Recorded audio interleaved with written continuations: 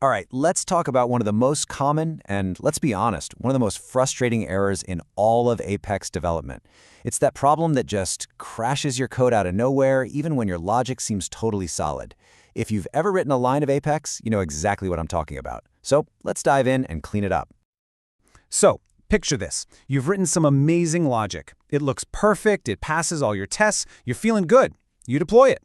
And then, a user does something you didn't quite plan for, with some incomplete data, and bam! Your beautiful code just falls over. What's the culprit? Ah, yes, the good old null pointer exception. It's the error that pops up when you try to use something that just isn't there. You know, it's like trying to read a page from a book that was never written. Let's break down why this happens so often with data in Salesforce. Think about your data in Salesforce. It's all connected, right? It's linked together, kind of like a chain. You might start with a contact, which is linked to an account, which has an owner, and you need to get that owner's name. Each little dot in that code represents another link in the chain. Okay, so what happens when one of those links is just missing? Imagine you have a contact that, for whatever reason, isn't assigned to an account. In that case, that account link is null. It's empty.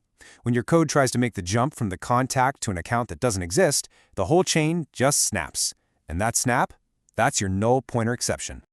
So for years, how did developers stop this chain from snapping? Well, we built walls. We built these huge, defensive walls of code, checking every single link before we dared to move to the next one. Let's take a look at what that actually looks like. It's not pretty. Over on the left, that's the dream, right? One clean, simple line to get the data we want. But on the right, yeah, that's the reality we all used to live in. A big, ugly pyramid of nested if statements, each one just checking, does this exist? Okay, does this exist? Okay, does this exist? And let's be real for a second. Looking at that code on the right, it's a mess. It's so bulky, it's a pain to read. And you know what? If you forget even one of those checks, the whole thing can still come crashing down. There just has to be a better way. And thankfully, now there is. So let's look at our first modern solution.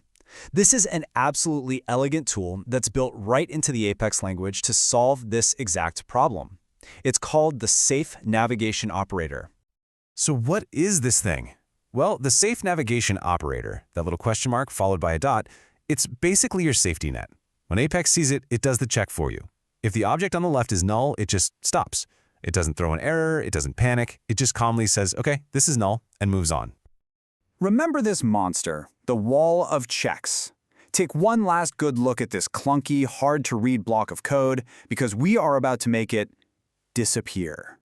And there it is. This is the power of modern Apex right here in a single line. That whole pyramid of if checks we just saw, it's gone. We replaced the entire thing with this.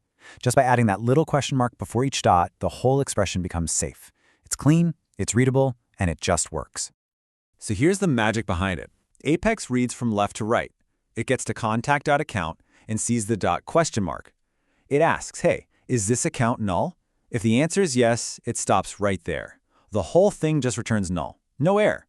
If the account exists, cool. It moves on to the owner and asks the same question. It's like a built-in safety check at every single step of the chain. But wait, what if I told you that sometimes the best code is no code at all? That brings us to our second solution, which is all about using the declarative power of the Salesforce platform itself with formula fields. Now the key here is knowing when to use a formula field. If your main goal is just to display this nested data, say on a page layout, in a Lightning component, or in a report, a formula is very often the perfect choice. You're basically letting Salesforce handle all the null checks for you, completely behind the scenes. And putting this in place is just so simple. You just go to your contact object, create a new formula field, and you literally just type in the relationship path, account.owner.name. That's it. The Salesforce formula engine is smart enough to handle any missing links along that chain all by itself. No code, no errors. Okay, so we've got two great solutions here, the Safe Navigation Operator in our Apex code and declarative formula fields. So how do you decide which one is the right tool for your specific situation? This table really breaks it down nicely. Basically, are you working inside a complex Apex trigger or some controller that needs to make decisions based on this data? Then yeah, you're going to want to use the Safe Navigation Operator. It gives you all the flexibility you need.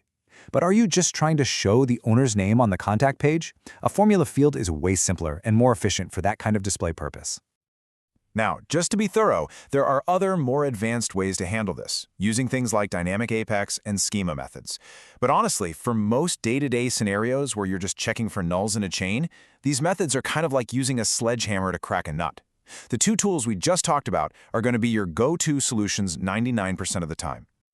So what's the big takeaway here? It's that you don't have to write that fragile, hard-to-read code anymore just to protect yourself from nulls. You can, and you absolutely should, turn that wall of if checks into a single, elegant, and safe line of code. It's going to make your work cleaner, more reliable, and so much easier for the next developer to understand. And that's our look at modern null handling in Apex. By picking the right tool for the job, you can really make null pointer exceptions a thing of the past. So, the question for you is, what other common Apex errors or governor limits should we break down next? Let us know what you want us to explain. Thanks for tuning in.